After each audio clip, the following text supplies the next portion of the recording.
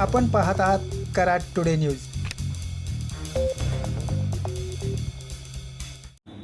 पुणे बेंगलोर राष्ट्रीय महामार्गावर कराड येथे कोयना नदीवरील आणखी एक नवा पूल आज वाहतुकीला खुला करण्यात आला आहे।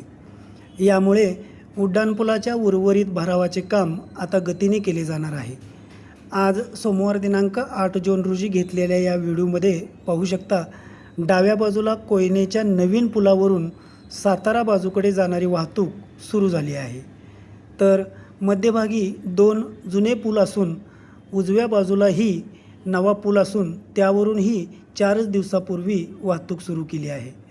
दरम्यान उड्डाणपुलाचा शेवटच्या टप्प्यातील भराव आता मध्यभागी असणाऱ्या या 2 जुन्या पुलांना जोडण्यात येणार आहे।